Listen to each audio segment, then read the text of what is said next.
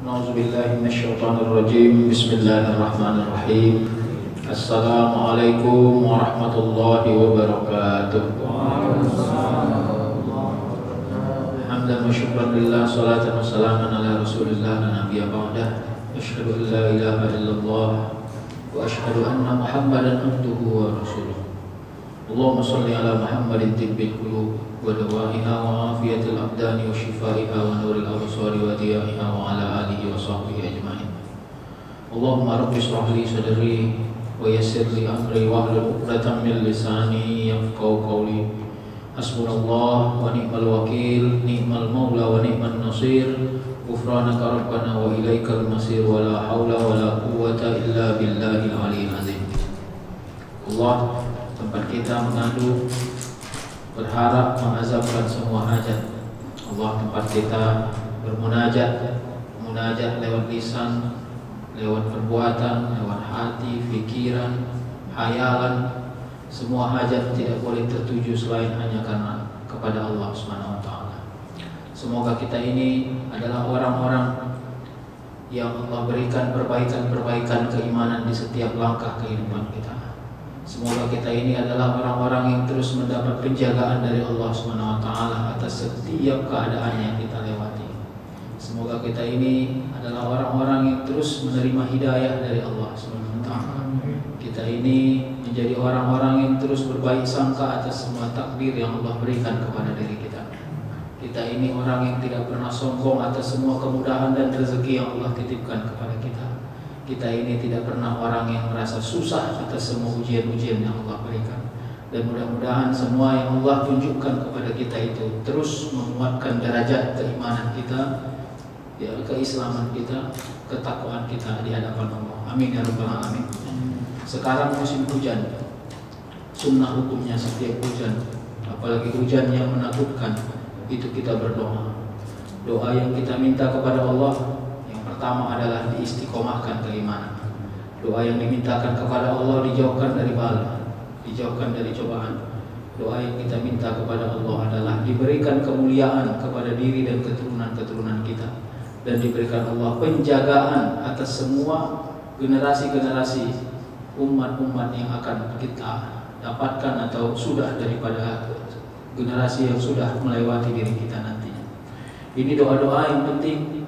Jadi setiap hujan kita ajak anak-anak kita juga berdoa. Karena salah satu doa yang diijabah itu adalah doa anak kepada orang tuanya. Tidak apa-apa kita yang ngajarin doa. Ini hujan, apa doanya ya? Doa supaya ayah sehat, kita sehat, panjang umur, diluaskan rezeki. Tidak apa-apa, kayak mana doanya ya, ajarkan pakai bahasa Indonesia. Jadi ini penting menjadi isyarat. Jadi dalam waktu bahagia ingat Allah, waktu takut ingat Allah, waktu merasa rendah, runtuh, itu tetap mengingat Allah Subhanahu wa taala.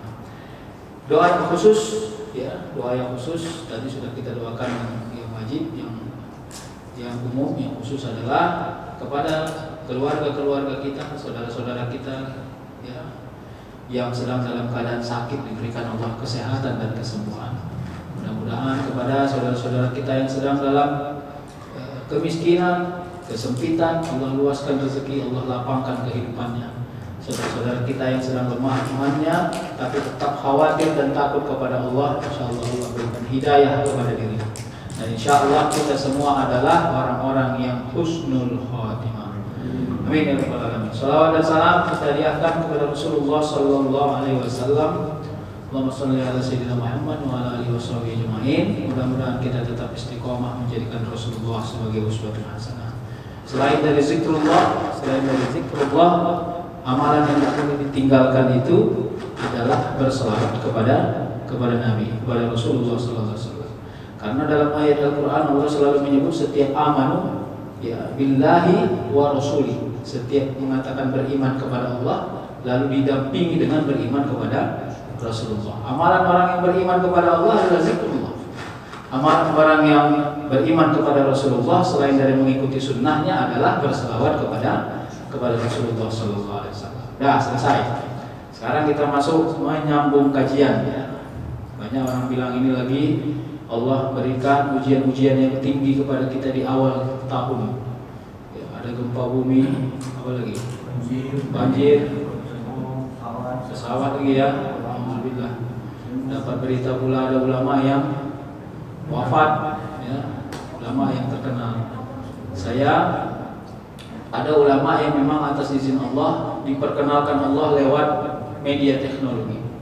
Tapi ada ulama-ulama yang mungkin tidak kita kenal lewat media teknologi, tapi perannya tidak kalah penting. Siapa itu? Dia ada di kampung-kampung. Dia orang ulama yang ustadz-ustadz yang menghidupkan masjid padahal tidak ada orang yang berada di dalamnya. Ya, ulama atau ustadz-ustadz yang mengajak ya, anak-anak dari tetangga-tetangganya ikut belajar Quran padahal di sana orang malas belajar Al-Quran.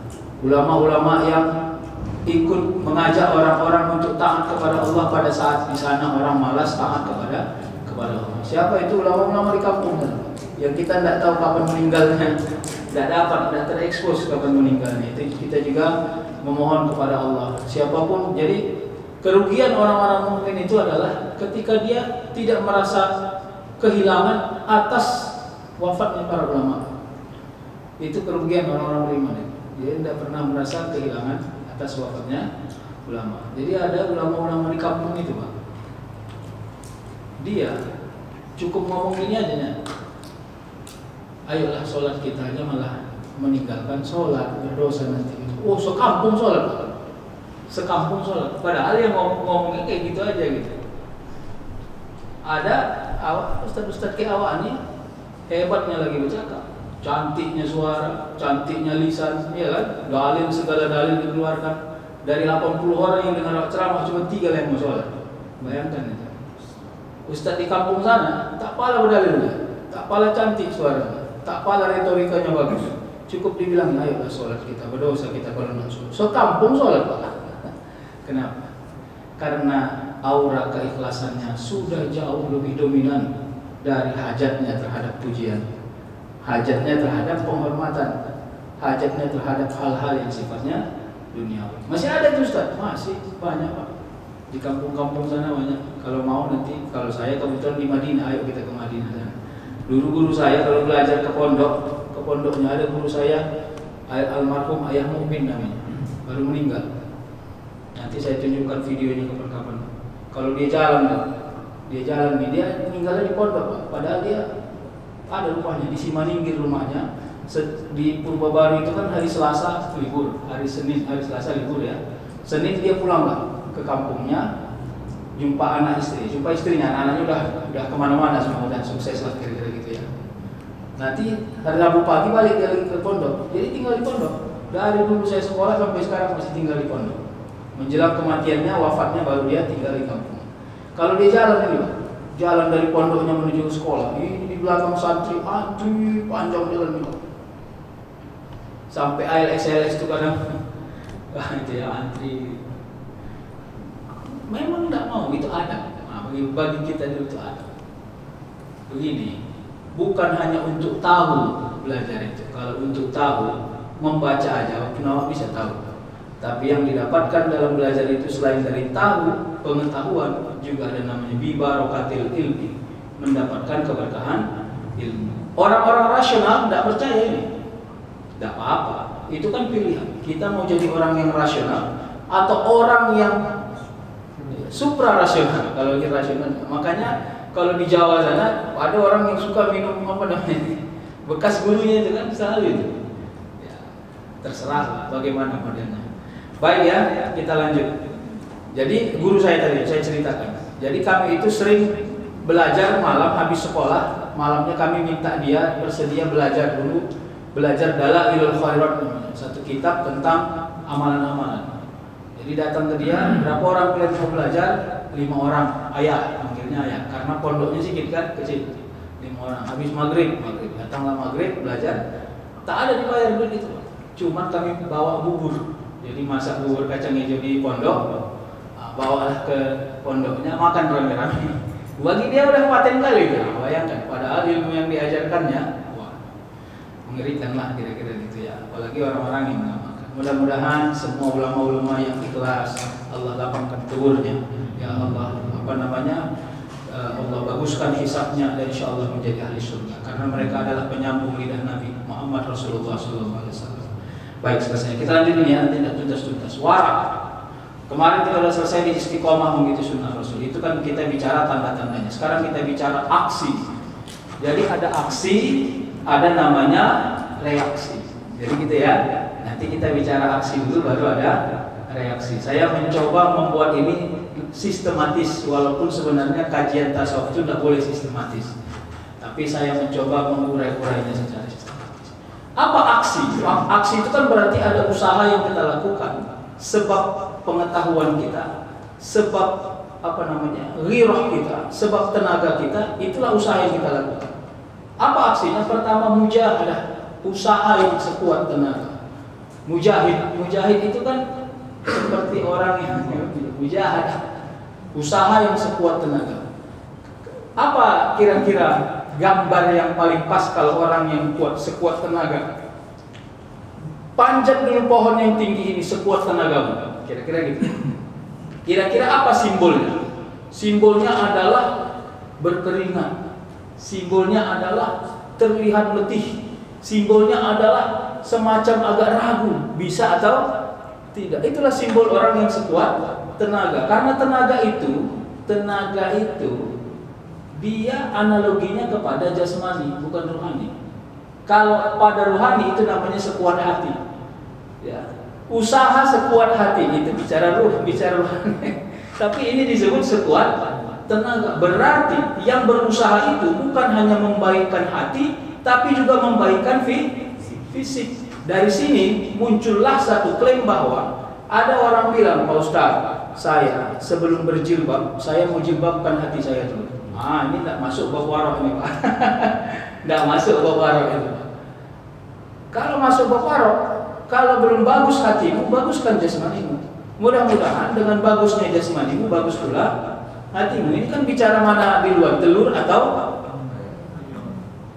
ayam. Capek pun kita cari teorinya, tidak akan muncul mana di luar, telur atau ayam. Maka bagaimana menunjukkan kebenarannya? Tergantung memakai perspektif apa. Kalau kita mau pakai perspektifnya adalah kebenaran yang paling dekat, maka carilah apakah lebih bagus orang tidak berjilbab membuka aurat tapi bagus hatinya, atau lebih bagus orang yang pakai menutup aurat tapi belum bagus hatinya.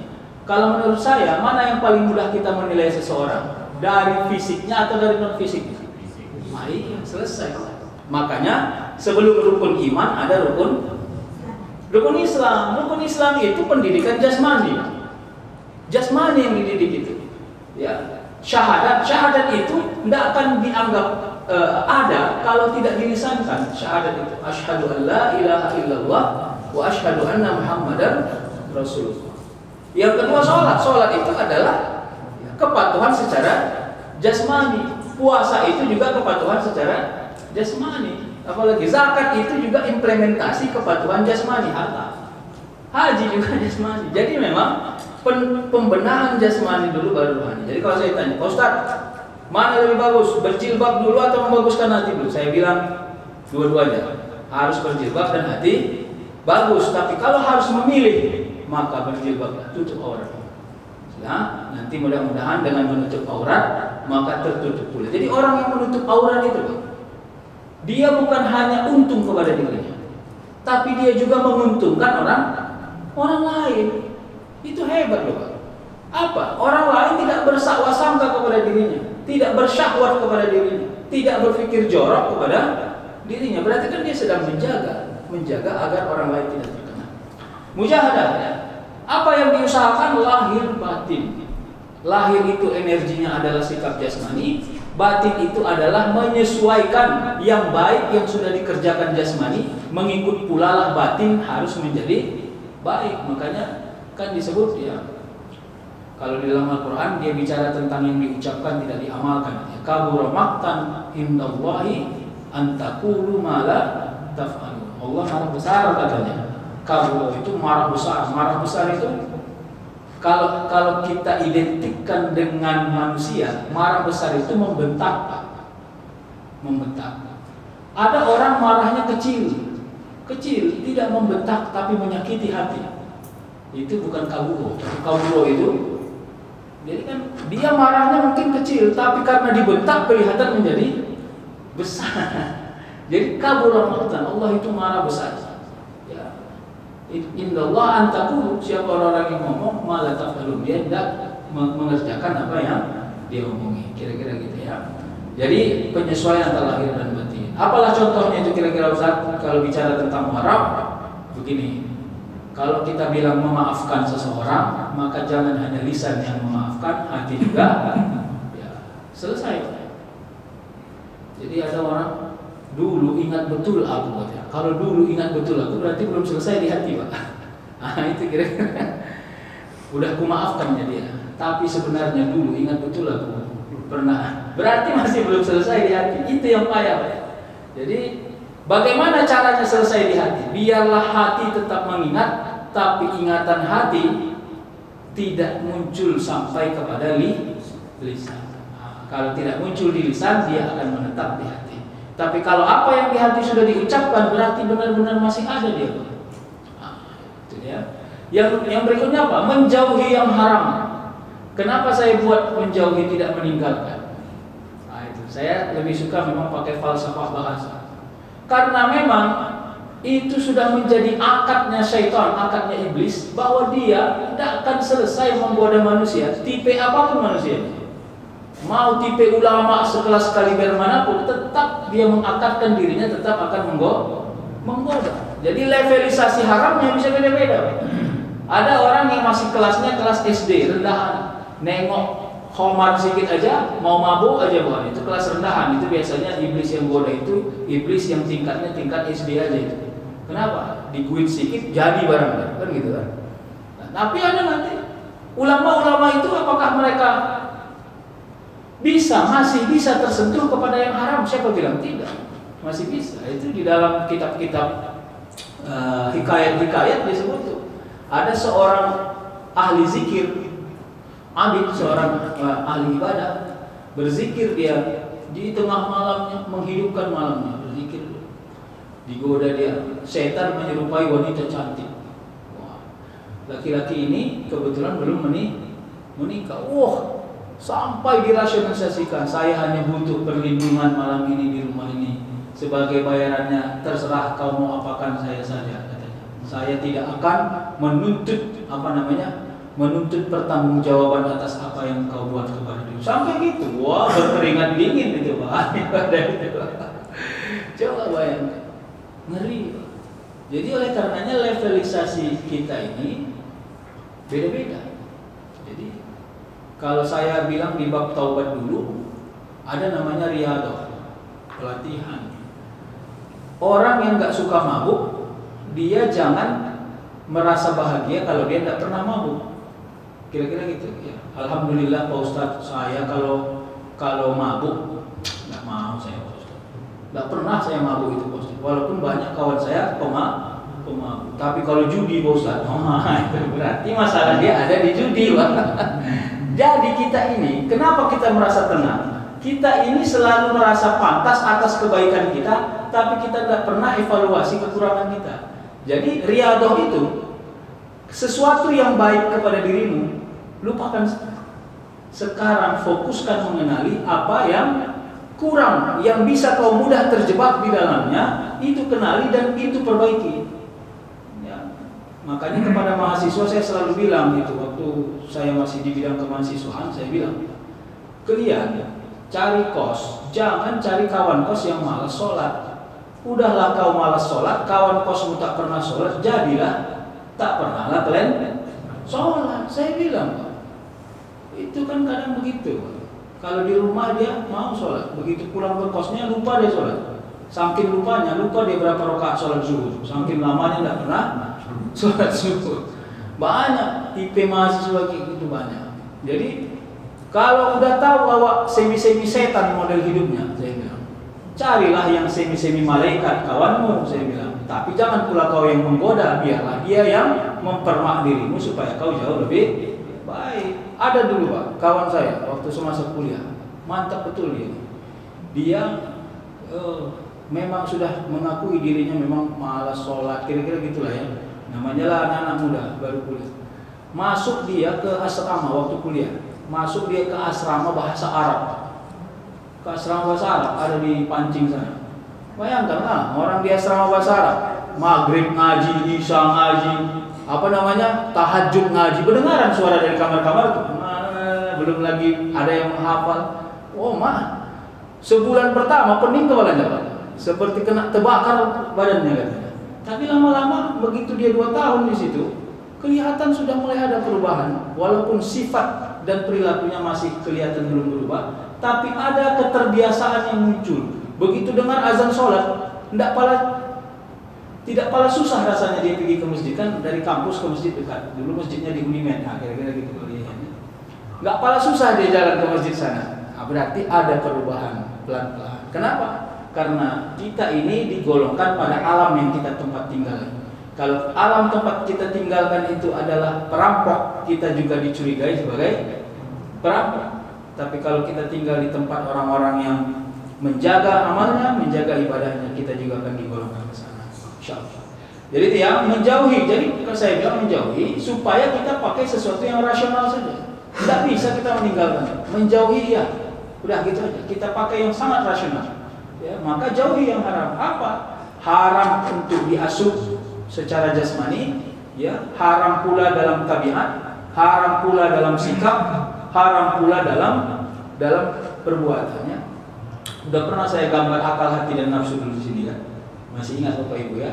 Lalu case-nya adalah bagaimana memilih sholat, apakah sholat dulu atau makan dulu. Itu kan pernah saya. Itu menjadi bagian dari gini Pak. Kalau kita sudah mampu melatih akal, ada speaker. Kalau kita sudah mampu melatih akal untuk mampu membedakan mana yang halal dalam makna perbuatan dan yang haram, akal kita ini akan mudah memverifikasi. Akan mudah memverifikasi. Samanya itu kalau ahli apa Pak? Saya pernah duduk ngobrol sama ahli buah-buahan. Tanaman buah-buahan, jambu. Masih masuk dia ke pagar jambu itu, dia bilang, "Ya ini jambu ini nih." Padahal dari jauh. Wah, ini banyak buahnya nih, dia punya akarnya. Padahal dia masih lihat dari jauh. Itu kenapa? Karena dia sudah terbiasa. Jadi akal manusia ini, disinilah letak Allah buat kita sebagai identitas dasar kita sebagai khalifah. Identitas dasar ya. Identitas dasar dan bukan satu-satunya. Itu ingat ya. Karena nanti yang membuat kita ini sempurna adalah semua hasil pikir manusia ini, semua hasil pikir kita ini menjadi sebab tangan kita berbuat baik, kaki kita berbuat baik, kira-kira gitu. Maka kolektivitas dia. Kolektivitas. Nah, kita bicara kerja akal itu. Akal ini tadi, inilah ciri tanda dasar kita menjadi khalifah. Apa itu? Dia harus mampu berpikir logis. Mohon maaf ya, agak jauh sedikit. Logis itu apa Pak? Logis itu selalu saja diidentikan sesuai dengan fakta dan kebutuhan. Itu yang dianggap logis Pak. Logis. Fakta itu apa? Bicara tentang waktu. Makanya kalau ada orang bilang, "Pak Ustadz, saya ini lahir tahun 1980. Misalnya gitu ya. Saya lahir tahun 1980. Pada tahun 1975 saya sudah berangkat haji, Pak Ustaz. Gimana itu? Logis nggak itu? Dia lahir tahun 80, tahun 75 dia sudah berangkat haji. Ada pun kau belum? Bagaimana kau mau? Itu bicara tentang fakta. Itulah cara akal men-screening itu kayak gitu, Pak. Benar nggak ini? Benar nggak ini? Benar nggak ini? Baru yang kedua kebutuhan. Sesuatu yang kita butuhkan biasanya akan dibuat menjadi logik. Orang lapar kalau dikasih makanan banyak, dia akan merasa itu logik. Tapi kalau dia nggak lapar, kasih sedikit aja, dia anggap itu logik. Kira-kira gitu. Nah, karena alat ukurnya adalah logik, nah ini ya. Di sini kita buat kesimpulannya. Maka yang logik itu harus bermuara, berkiblat pada kebenaran. Benar. Mana dia itu benar? Kan pertanyaan. Mana dia itu benar? Benar itu ialah sesuatu yang sudah ada sebelum akalmu memikirkannya. Itulah yang benar. Sesuatu yang sudah ada sebelum akalmu memikirkan. Berarti apa itu? Al-Quran dan Sunnah. Kalau kita bicara dari mulai Nabi Adam, maka kebenaran itu adalah kebenaran tauhid Allah Subhanahu wa Ta'ala. Gitu dia, Pak. Jadi, kalau alat ukur logik ini adalah kebenaran, maka itu bahasa Inggrisnya apa? So that, nah gitu ya. maka setiap datang satu kebenaran, yang kebenaran ini seperti tertolak dengan kebenaran yang sudah ada sebelum akal kita memikirkannya, maka yang salah yang mana? Yang salah yang mana? Gitu. Itulah supaya kita tidak menjadi orang liberal, Pak. Kalau orang liberal itu, Quran itu pun disalah-salahkan. Dia anggap tidak up to date. Ini Al-Quran kan produk sejarah. Saya sudah pernah beberapa kali membaca artikel yang mengatakan Al-Quran itu dominasi sejarah. Karena dia dominasi sejarah hanya fakta yang buktinya atau alat ukurnya adalah evaluasi untuk manusia masa mendatang. Wah, kecil sekali peran Al-Quran berarti dalam hidup kita hanya untuk evaluasi tidak. Al-Quran itu selain dari evaluasi, dia juga alat kebenaran kepada kita. Titik, tidak boleh hal lain. Inilah yang saya katakan. Nah, lalu bagaimana? Tadi kan alat ukurnya benar. Oke ya, ini pelan-pelan coba saya runtuhkan ini. Benar itu ada sebelum akal kita memikirkannya. Tadi saya katakan ya, tiba-tiba datang yang kita pikirkan benar yang kita pikirkan sesuai dengan fakta, sesuai dengan kebutuhan. Sudah? Saya kasih contoh. Mau contoh? Ini contohnya agak bandel sedikit. Kasih tahu nggak nih? Gak apa-apa ya, ini disorot soalnya. Begini. Ada anak-anak tutup telinga. Dan Bismillahirrahmanirrahim. Ini ya. Ini anak muda punya uang, tapi belum mampu menikah. Sudah? Selesai ya? Tapi punya syahwat yang tinggi. Berarti problem kan? Problem. Ya. Ada uangnya, tapi belum mampu menikah, punya syahwat yang tinggi. Lalu dia cari jalan keluar untuk mencari orang yang ridho terhadap hubungan seksual. Siapa itu? Ya orang yang mau dibayar untuk hubungan seksual. Benar itu kan secara logik? Benar. Saya punya duit, saya bayar dia. Dia butuh duit, diambilnya duit. Saya butuh melampiaskan hasrat seksual, diberinya kepada saya. Apa yang dirugikan di situ? Logik nggak? Logik. Kalau kita mau liberal, Pak, tuntas semua kebenaran itu. Tapi begitu dihadapkan pada kebenaran yang sebelum akal memikirkannya, nggak ada yang benar. Salah semua. Nggak boleh. La taqrabuz zina. Selesai. Begitulah benturan yang terjadi antara akal kita yang tadi sudah saya sebut sebagai tanda kekhalifahan kita dengan kondisi yang selalu kita hadapi setiap saat yang Allah ubah-ubah dalam hidup kita. Itulah godaannya. Bagi orang beriman itu namanya ujian. Makanya bagaimana? Nah, di sini. Ini tadi akal ya. Akal. Makanya kemarin kan saya katakan di sini ada namanya hati, di sini ada namanya nafsu.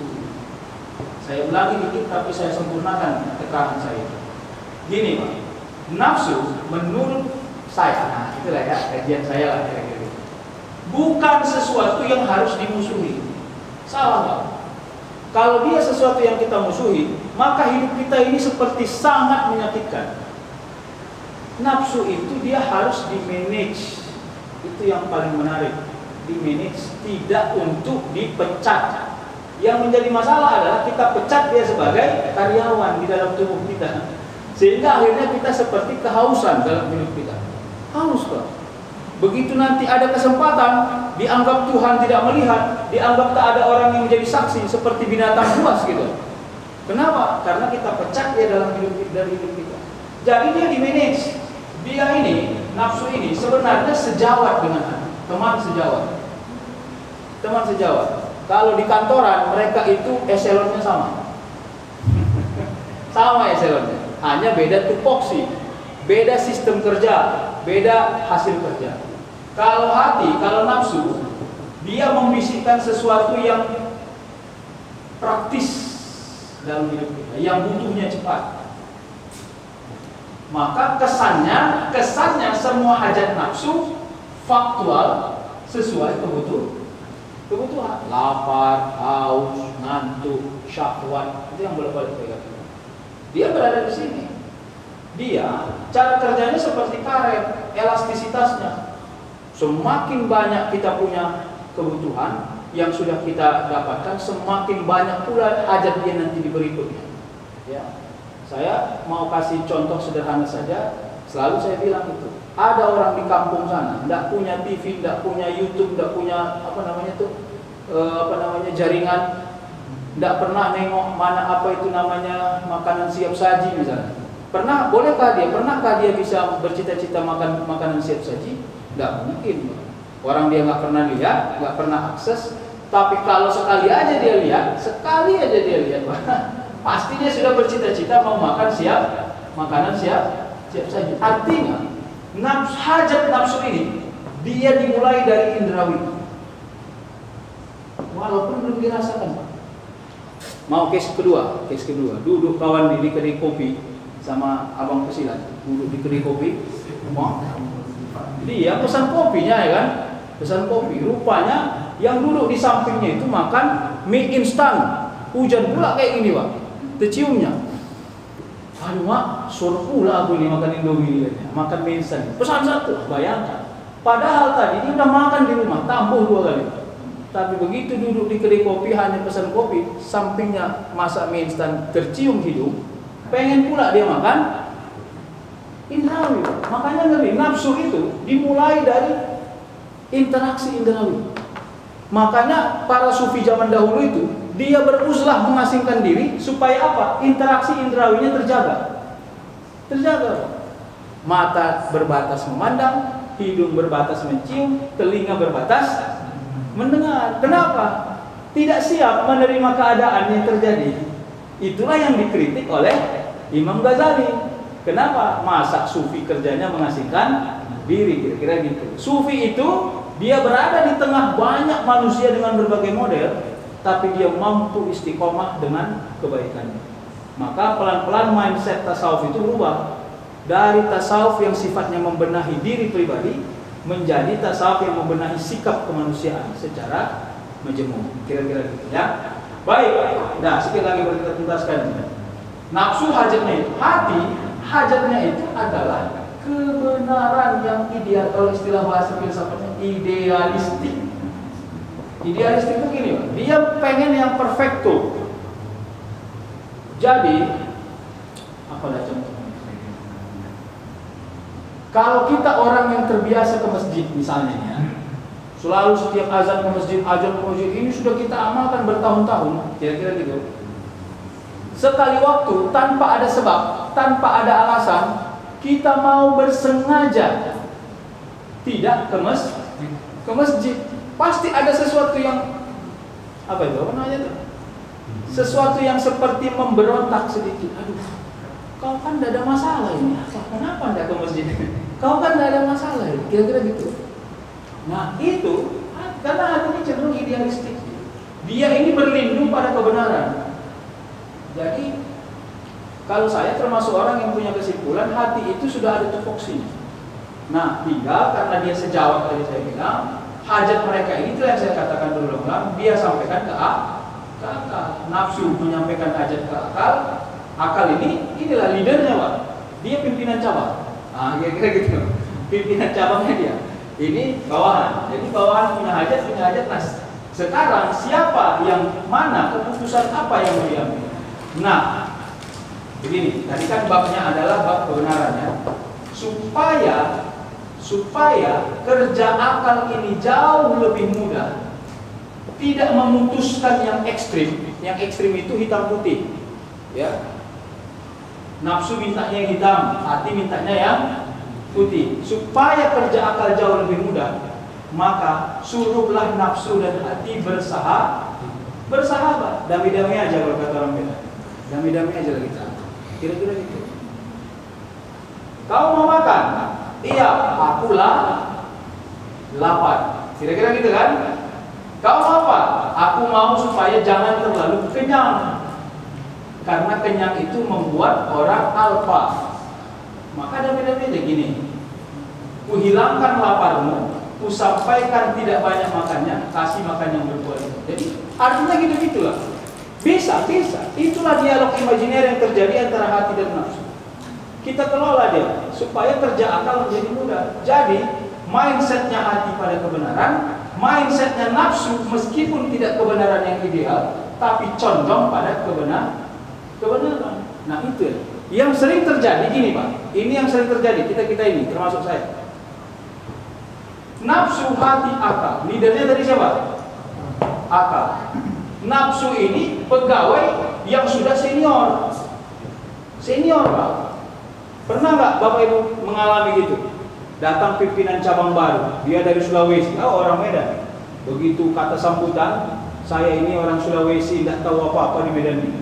Suruh kali anak buahnya sambutan. Pak, saya sudah 27 tahun di kantor ini Pak. Jumlah semut yang lewat pun saya tahu di kantor ini Pak. Apa kata bosnya? Oh ya, kalau gitu aku mengikut apa yang kau bilang. Itu yang terjadi Pak. Itu yang terjadi. Jadi akal, walaupun dia tetap menjadi leader, tapi dia mengikut seluruh apa yang disampaikan oleh pegawai senior. Kira-kira gitu. Itu analoginya lah kira-kira. Makanya selalu hajat kita dominan. Ya, ngeri lah Pak. Jadi sampai nanti kalau kita kata tasawuf itu, dulu ahlak rezeki yang saya bahas itu. Gini Pak. Kadang-kadang mata kita ini suka membuat hilaf. Sengaja aku hilaf karena Allah Ta'ala. Gitu dia. Bagaimana hilafnya? Itu yang saya selalu sebut. Begitu dia pergi ke mall, nengok tas, sur di atas itu Pak. Padahal mahal. Lupa dia kalau di rumah sudah ada 7 tas yang menganggur, baru sekali dipakai semua. Kira-kira gitu. Begitulah dominasi nafsu tadi itu. Sama kayak yang saya katakan, apa yang dikatakan nafsu kepada akal, dia sampaikan, ini benar.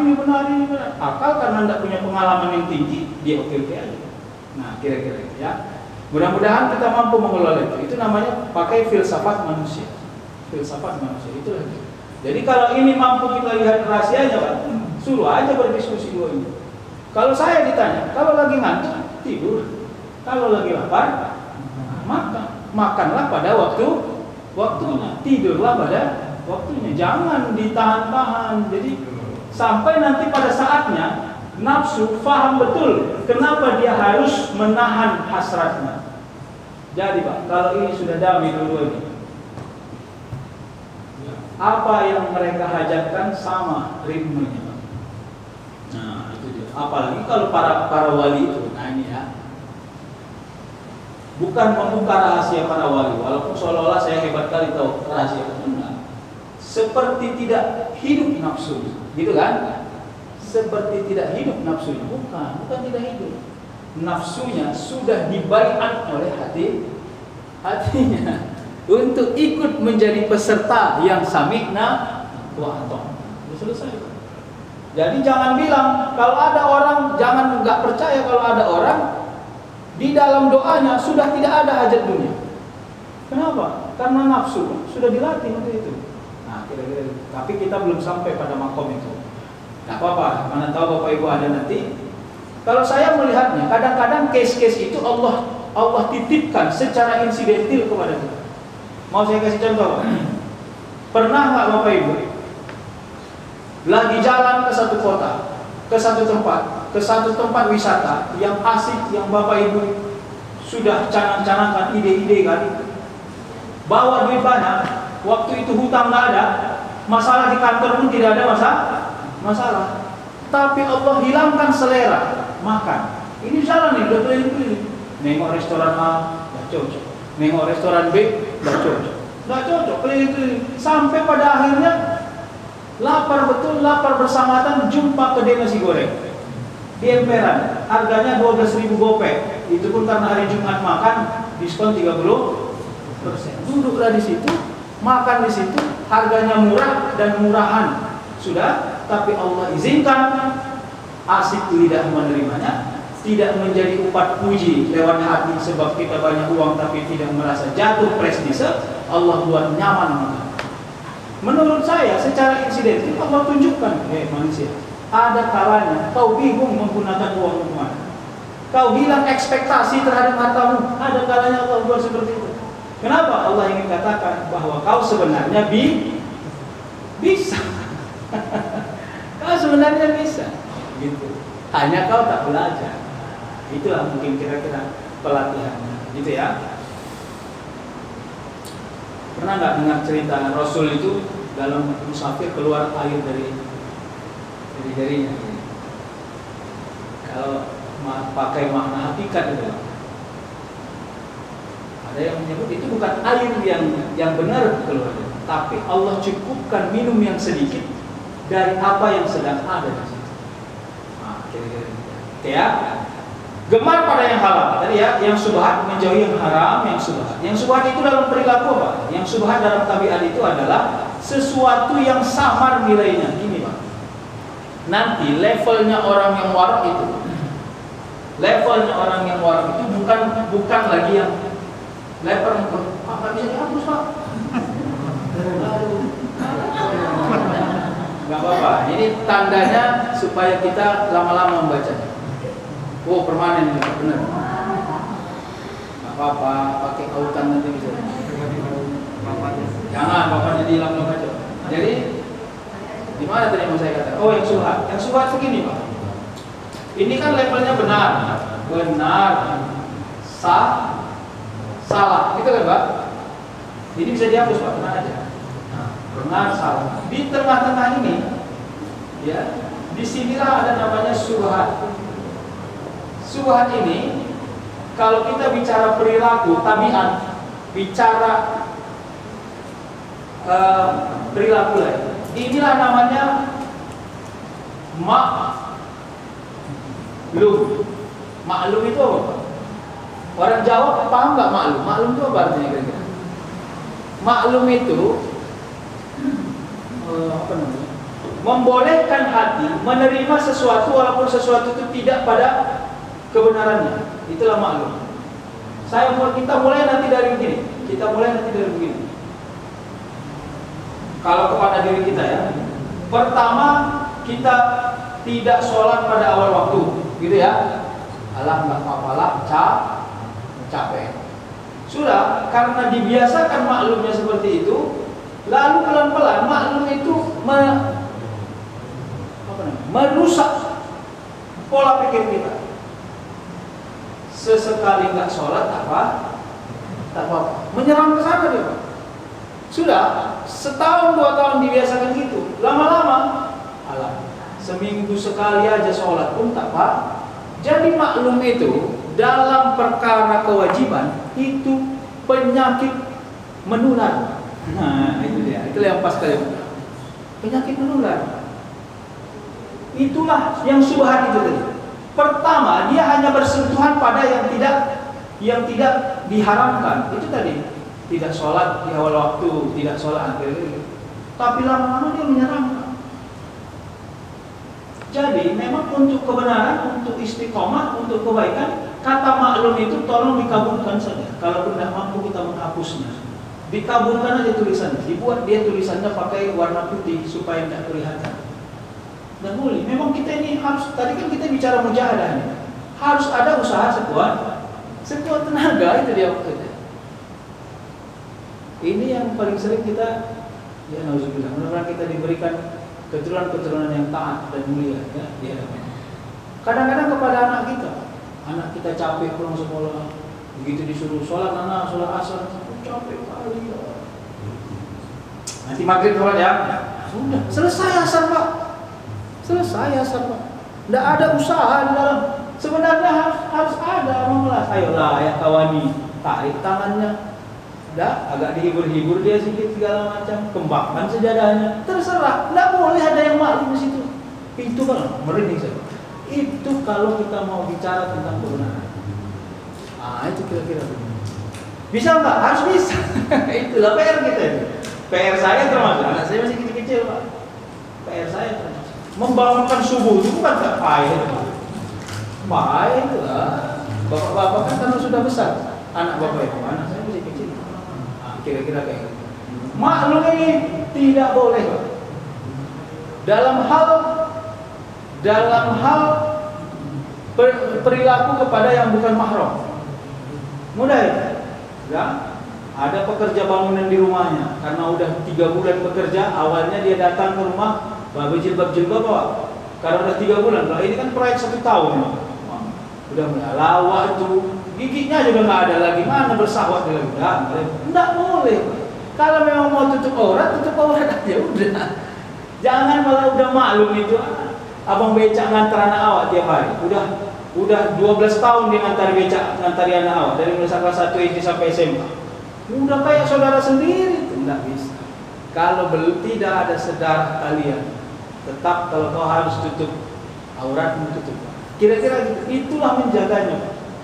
Payah memang, tapi harus dibiasakan. Dan tidak pula kasar. Itu dia yang saya kurang sepakat itu adalah kita mengajari dengan kasar gitu. Tidak boleh. Jangan ekstrim, pelan, lembut sampai akhirnya nanti bersatu tabiat itu dengan kehidupan kita. Nah, ini mudah-mudahan kalau ada mujahadah, kalau ada usaha yang sekuat tenaga, saya yakin Allah akan mudahkan urusan ini. Saya yakin Allah akan mudahkan urusan ini. Sampai pada hal-hal yang terserahlah. Nanti kita akan punya case-case tertentu nanti yang ketika yang subhat ini sampai pada subhat dalam mengelola waktu, Pak. Subhat dalam mengelola waktu. Ini juga harus pandai-pandai. Subhat dalam perilaku, dalam pergaulan, dalam mengelola waktu, semua. Nanti Allah akan hidupkan keinginan kita untuk mengisi waktu dengan seefisien dan semanfaat mungkin, sehingga akhirnya kita berkurang sesuatu yang sia-sia. Dan gemar pada yang halal. Halal ini lebih kepada konsumtif. Karena yang disebutkan oleh banyak riwayat, tabiat kita itu berhubungan besar dengan apa yang kita makan. Allah alam, benar atau tidak, kitalah yang mengujinya sendiri. Ya, baik dan beradab. Beradab ini apa, Pak? Seperti Pancasila pula ini ya. Beradab ini adalah menyesuaikan kebenaran dengan kepantasan yang saat itu diperbolehkan atau diinginkan. Itulah beradab. Jadi adab. Pernah ada orang Barat, ya, orang dari Eropa meneliti tentang cium tangan, kebiasaan cium tangan bagi orang-orang Asia Tenggara terutamanya Indonesia, Malaysia, itu. Karena bagi mereka itu kebiasaan cium tangan setiap keluar rumah atau itu unik itu, Pak. Nah, kira-kira bagaimana? Menurut saya itu bagian dari adab. Sama itu kan ada falsafah, yang besar dihormati, yang kecil disayangi. Kira-kira itu falsafah beradab. Nah, walaupun memang yang kayak gitu kadang-kadang sering menjadi perdebatan kita di dalam kehidupan. Ke depan itu ya, saya termasuk orang yang miris, Pak. Tapi kemirisan saya ini menjadi saya maklumi karena perbedaan cara hidup dan kultur hidup. Itu saya dulu waktu sekolah, kawan-kawan saya waktu SMA dia bilang, itu guru olahraga kami pernah kami kejar pakai kelewang itu,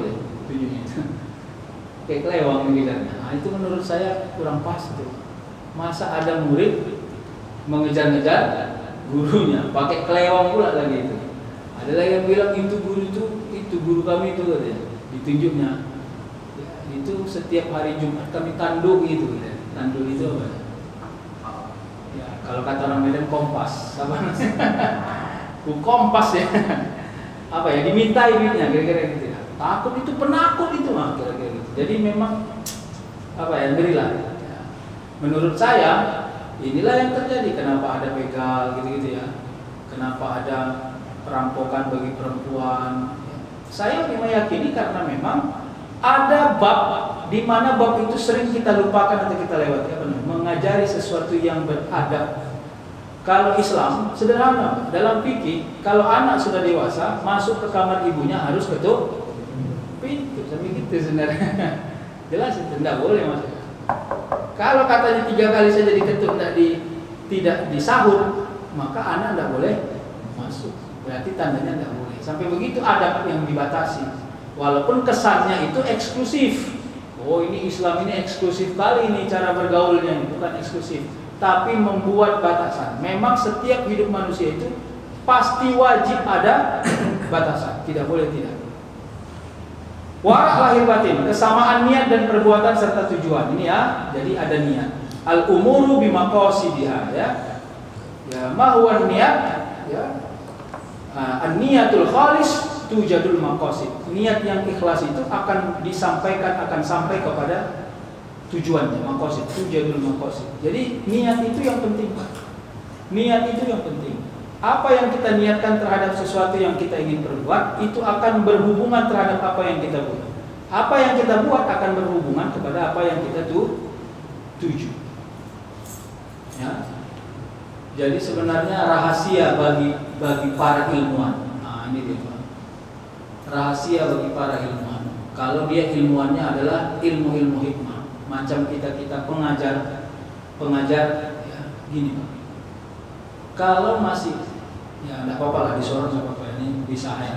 Kalau masih ada orang yang diajak mengajar ke satu majelis, lalu dia berharap supaya dia itu cantik suaranya, dipukau orang dia, dipuji orang atas semua ajarannya, gitu ya. Itu belum sampai pada niat yang ikhlas. Ilmunya itu, kalau kata guru saya dulu, akan dibatasi dengan apa yang dia ingat.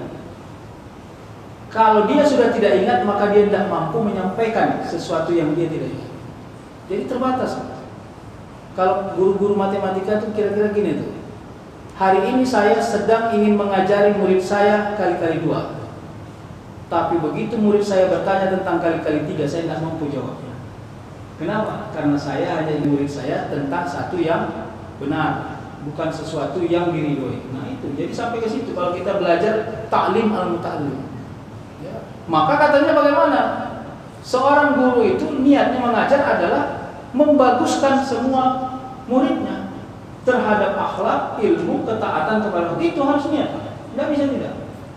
Jadi nanti Allah yang akan hidupkan ilmu hikmah. Allah yang akan hidupkan ilmu hikmah.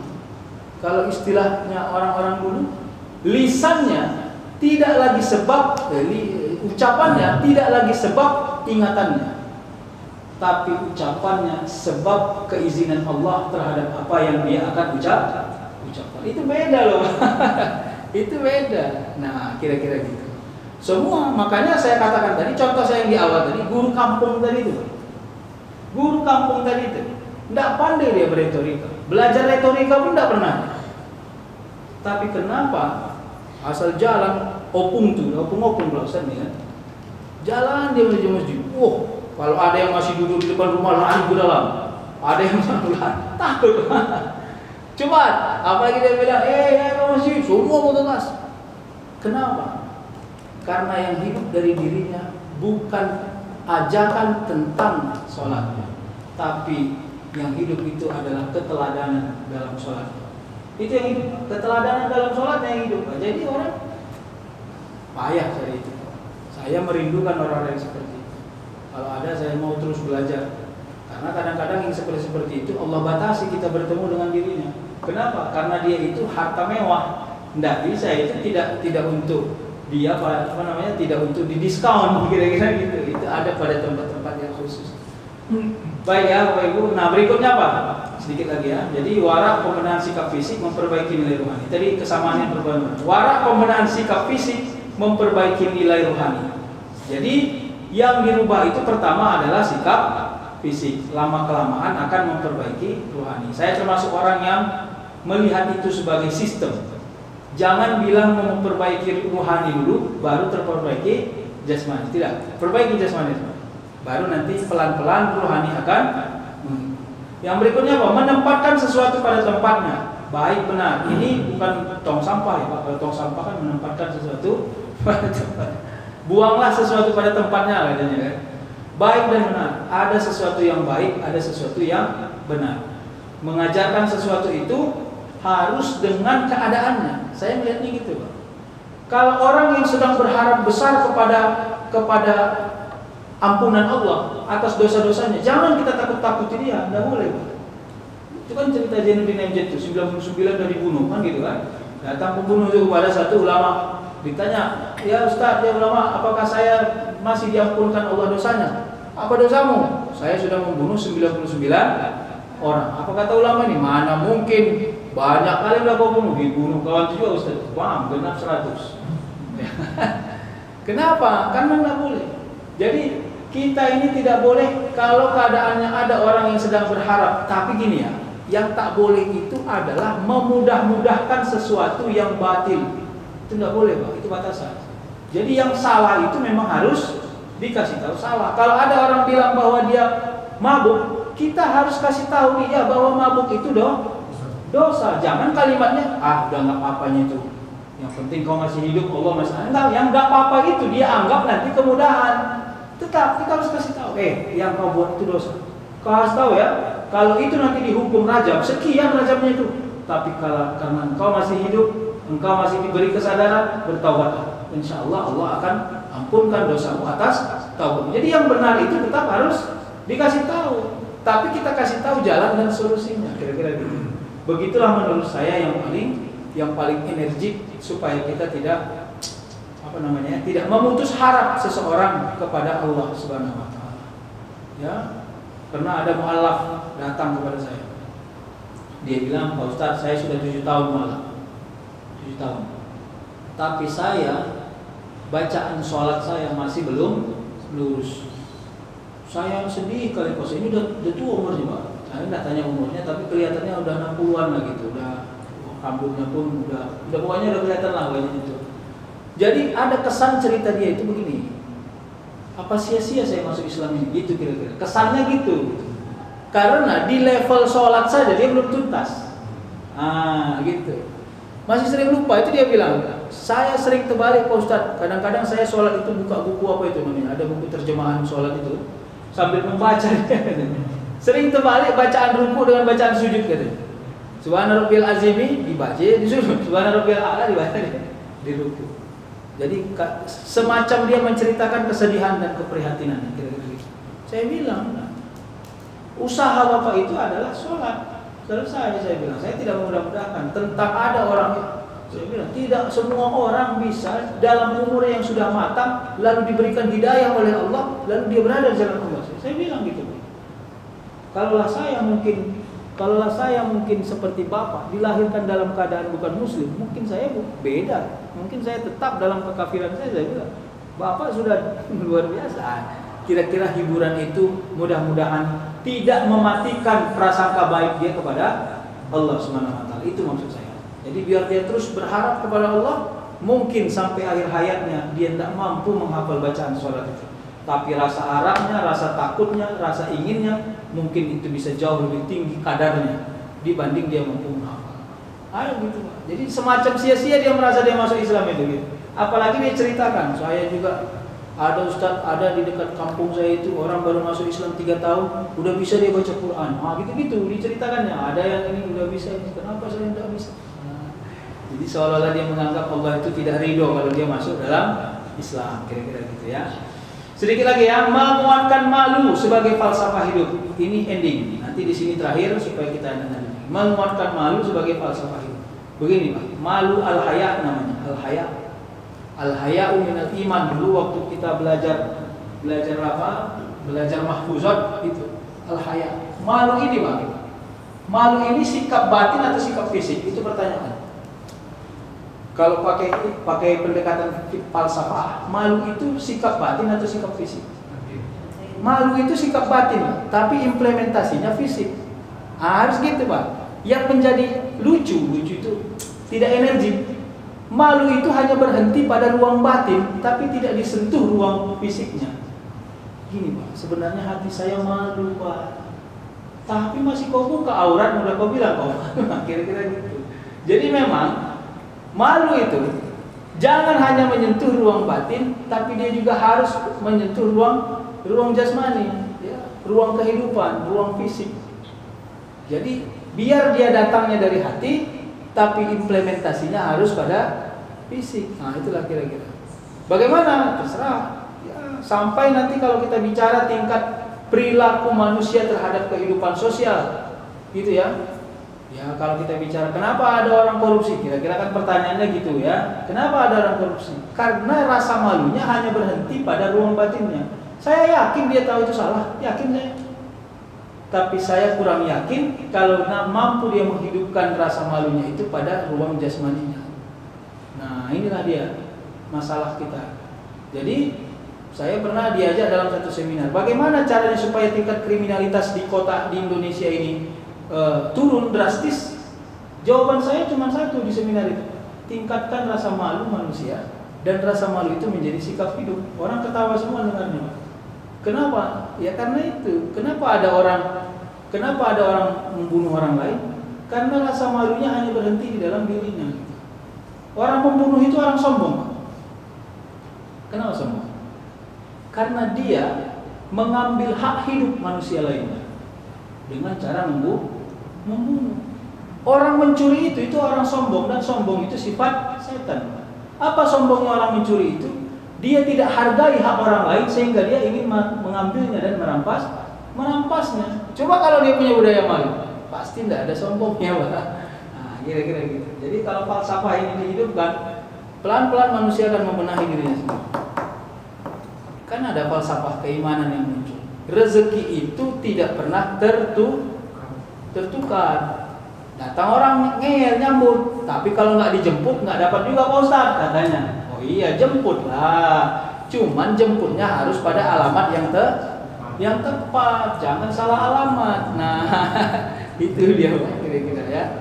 Baik, dah ini yang terakhir ya. Nah, ini pernah saya tunjuk gambarnya, tapi ini karena sudah pakai pakai layar pastilah lebih jelas ya. Jadi begini dia kerjanya. Nampak nggak sebenarnya? Nampak ya? Niat ini adalah awal dari semua tabiat kita. Niat. Makanya hadis itu kan innamal a'malu binniyat wa innamal likulli imrin ma nawa. Contohnya adalah siapa aja orang berniat, semua perbuatan hanya dinilai dengan niat. Gitu ya. Contohnya hijrah, dicontohkan oleh Rasul di situ hijrah. Faman kanat hijratuhu ilallahi wa rasulih fa hijratuhu ilallahi wa rasulih. Siapa orang-orang yang hijrah karena Allah dan Rasul, maka hijrahnya itu akan mendapat nilai karena Allah dan Rasul. Siapa orang-orang yang hijrah karena dunia, karena harta, karena wanita katanya, ya, ila ma hajaru ilaihi, dia akan dapat apa yang dia niatkan sesuai dengan hijrahnya, ya. Fa hijratuhu ila ma hajaru ilaihi. Jadi katanya seperti itu. Jadi terserah. Kalau menurut saya disitulah eksklusivismenya Allah terhadap kehidupan kita. Kenapa eksklusif? Kau datang ke rumahku, kira-kira gitu ya, ke rumah saya. Anda datang ke rumah saya. Sampai di rumah saya, takkan saya sajikan semua makanan saya. Tergantung apa permintaanmu. Karena kau cuma minta air putih, maka disajikan air putih. Padahal teh manis ada. Benar, Pak? Itulah dia eksklusivisme. Jadi Allah itu kepada diri kita untuk memperlihatkan kekuasaannya dan kemahatinggiannya, dia tidak mengobral semua apa yang dia miliki. Tergantung pada apa yang kita minta. Itu dia. Jadi niat.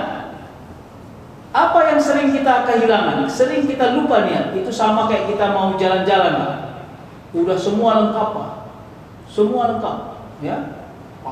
Baju masuk, apa namanya? Rambut masuk, sisir mau lengkap di tas. Sudah, handphone pun sudah taruh di tas. Begitu di tengah jalan baru ingat charger handphone tinggal. Sementara tempat yang kita tuju adalah hutan yang tak mungkin ada charger, kira-kira gitu. Apa yang sering kehilangan kita dalam niat? Coba, kalau hajat dunia saya yakin nggak akan pernah hilang di dunia. Apa yang hilang? Yang hilang itu sering adalah taqarrub ilallah. Ya Allah, selain dari hajat dunia yang kami ingin dapatkan, kami juga ingin dekat kepadamu. Itu yang saya kira. Makanya banyak di antara kita aja lah, nggak usah menunjuk orang lain. Saya lah, diberi Allah semua hajat yang kita minta, atas semua zikir yang kita amalkan, atas semua kebaikan yang istiqomah, atas semua kejahatan yang kita tinggalkan, diberikan Allah semua. Apa yang tidak diberikan Allah? Tapi masih Allah beri jarak yang jauh antara kita dengan dirinya. Masih sangat terasing dalam sholat, masih sangat sangat kering dalam zikir, masih sangat tidak merasa nyaman dalam semua amal. Begitu imamnya panjang sedikit ayat udah mulai garuk-garuk kaki dia, satu gini, dua gini, kira-kira gitu. Itu kan dalam sholat tarawih sering itu, apalagi yang satu juz satu pertemuan. Begitu dibilang imamnya Yasin, kata alamak, kata kawan tuh. Tapi nanti ada orang atas izin Allah dibuat dia nyaman, Pak. Bagaimana Ustaz cerita nyamannya? Saya tidak pandai ceritakan karena Allah belum hadirkan itu di diri saya. Sudah gitu aja. Saya memang masih hina, sama kayak kita. Jadi kita masih cari itu. Jadi maksud saya, semua di dalam niat ini harus masuk dalam tas besar yang mau kita bawa itu, masukkan dia. Semua hajat dunia masukkan dalam tas itu. Tapi ingat, tidak ada guna handphone dibawa kalau chargernya tidak ikut. Sebentar saja Pak, 6 jam habislah nyawa handphone itu. Karena tidak akan bernyawa lagi dia tanpa ada charger. Kira-kira gitu. Apa chargernya? Itu takarrub. Minta kita dekat kepada Allah. Apa nanti? Apa fungsinya kalau kita sudah dekat kepada Allah? Tidak buruk sangka kalau sedang dalam ujian, tidak sombong kalau sedang dalam kemudahan. Udah selesai. Itu aja. Makanya banyak-banyak. Itu pun kalau udah kita dapatkan, enak kali hidupnya. Nggak ada yang sulit. Nah, kira-kira gitu. Apa niatnya Pak? Makanya saya naikkan ke atas. Vertikal deh Pak. Jadi karena naiknya ke atas, Allah sebagai tujuan, maka yang maha memberi tujuan itu Allah. Allah yang akan sampaikan di ujung. Jadi gini Pak, tidak ada sombongnya kita. Kenapa?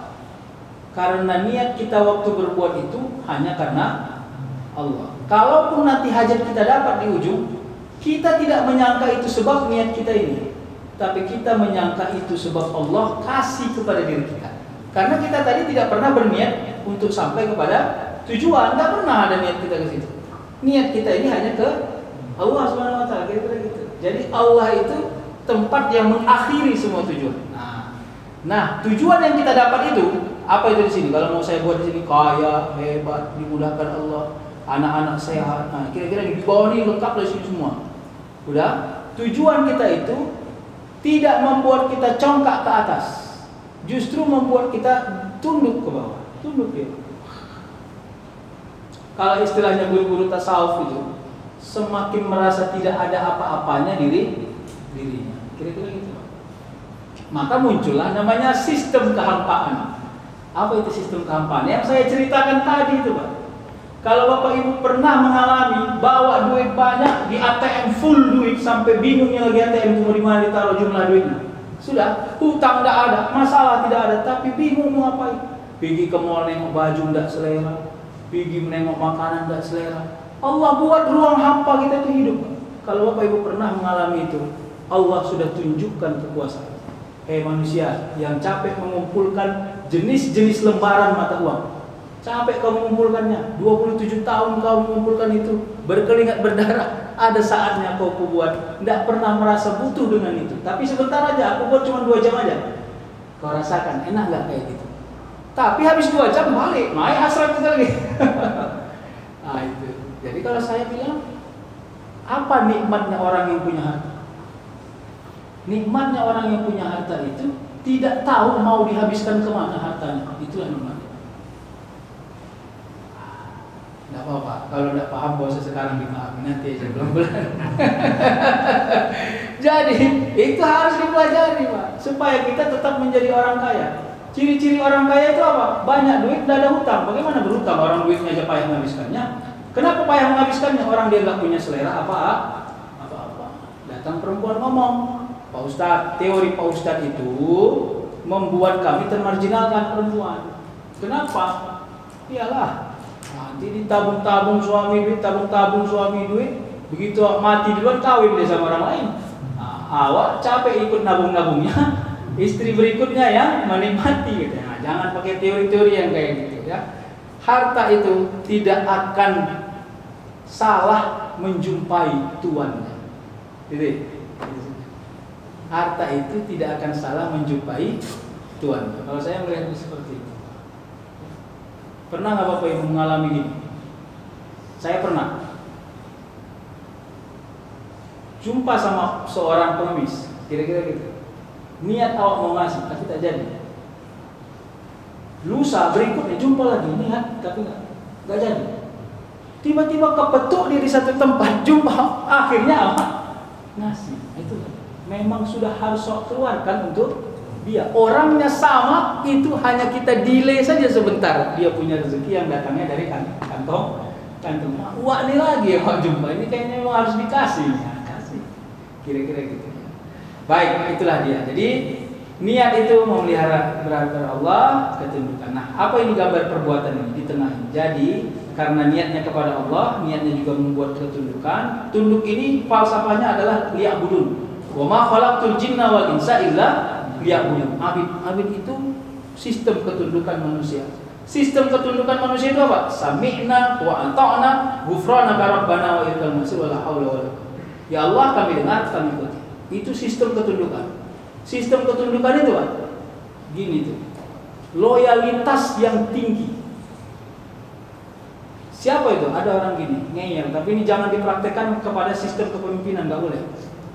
Dengarnya dia, bosnya cerita tentang kejahatan. Tapi karena tinggi kali loyalitasnya kepada bosnya, seolah-olah dia tidak mendengar. Itu loyalitas yang tinggi. Kepada manusia tidak boleh seperti itu. Tapi kepada Allah boleh dan harus. Diberikan Allah ujian yang berat kepada diri kita. Padahal kita ini adalah orang yang alim, yang menjauhi semua kejahatan. Buat telinga agak tuli mendengar bisikan orang lain. Buat mata merasa tersiksa atas kejadian yang sedang dialami. Kira-kira gitu. Itulah dia loyalitas yang tinggi. Itulah makna sami'na wa ata'na. Tidak ada kalimat tapi. Sebenarnya aku ini sabar. Tapi itu membuat rusak semua sabar. Kira-kira gitu. Kalau ketundukan sudah dijaga Allah, insya Allah perbuatan yang ada di tengah ini semuanya akan paripurna. Bismillahirrahmanirrahim. Baik Bapak Ibu, terima kasih. Segitulah yang bisa saya sampaikan. Jangan khawatir, ini nggak ada ujiannya. Tapi ini adalah mudah-mudahan. Kalau saya bolak-balik bilang, nggak apa-apa Bapak Ibu. Begitu saya tutup kajian ini, lupalah Bapak Ibu semua seiring saya tutup laptop ini. Begitu ku tutup laptop ini, lupalah Bapak Ibu apa yang saya sampaikan tadi. Nggak apa-apa. Bilang sama Allah nanti dalam hati, ya Allah, kalaupun aku tidak paham apa yang disampaikan Ustaz, izinkanlah semua yang dia sampaikan itu menjadi tabiat kepada dirinya. Bilangkan kepada Bapak Ibu semua. Insya Allah. Jadi sebenarnya itu saja kita minta. Saya itu termasuk orang yang percaya gitu. Jadi dulu, sekali lagi saya cerita, mohon maaf bukan hebat kali saya. Ada guru kami dulu, guru usul fikih Pak. Orangnya tua, waktu saya belajar sama dia itu umurnya 81 atau 82. Datang ke kelas aja dia harus diantar sama cucunya. Karena payah dulu, suaranya kecil sekali Pak. Kecil sekali. Itu kan duduknya di atas kalau di pesantren itu, tinggi dia. Duduk di atas dia suara kecil. Itu semua santri bergeser kursinya membulati gitu. Karena nggak dengar. Itu pun nggak dengar. Tahu Pak? Nggak ada satu orang pun yang cabut. Karena yang dicekoki kita waktu itu yang dicekoki oleh guru-guru kita adalah yang mau diambil adalah berkahnya, belajar, bersabar dalam belajar. Nggak tahu saya gitulah. Jadi kalau pakai akal rasional, orang bodohnya kami. Masa harusnya kami demo guru itu. Kami bilang kepada kepala sekolah, Bapak kepala sekolah, guru yang tidak layak mengajar karena suaranya kecil, jangan lagi disuruh. Itu rasional kan? Tapi di pesantren itu Pak, semakin tua gurunya, semakin ditunggu-tunggu belajar. Begitu pula itu anehnya. Semakin tidak dengar awak suaranya, semakin awak tunggu-tunggu dia datang. Itulah keunikan yang agak ngeyel itu. Habis saya belajar pesantren, masuk pula saya di kampus belajar filsafat, seperti terbalik-balik menurut saya dunia ini. Awalnya saya merasa betapa bodohnya lah saya di pesantren sana. Entah apa yang kudapatkan, kira-kira gitu. Orang guru yang didengar pun nggak tahu apa yang dia bilang, apalagi pakai bahasa Mandailing mengajarnya. Tahu Ali Purba Baru misalnya kayak gitu. Jadi begitulah, wallah alam. Saya merasakan yang luar biasa. Apa itu? Ternyata Allah berikan menurut saya kepada kita semua, bukan mencontohkan saya. Atas kesabaran belajar, Allah kadang-kadang hadiahkan tabiat. Dan itu yang baik. Karena banyak orang belajar dapat hadiah pintar. Banyak. Ada orang belajar hadiahnya pintar. Ada orang belajar hadiahnya kaya. Ada orang belajar hadiahnya terhormat. Tapi sulit orang belajar hadiahnya mendapatkan tabiat yang baik. Kalau dapat tabiat yang baik, itulah semulia-mulianya. Karena di dalam tabiat yang baik ada kekayaan, ada kehormatan, ada kemuliaan, dan Allah akan jadikan. Terima kasih. Wallahu a'lam bishawab. Wassalamualaikum warahmatullahi wabarakatuh.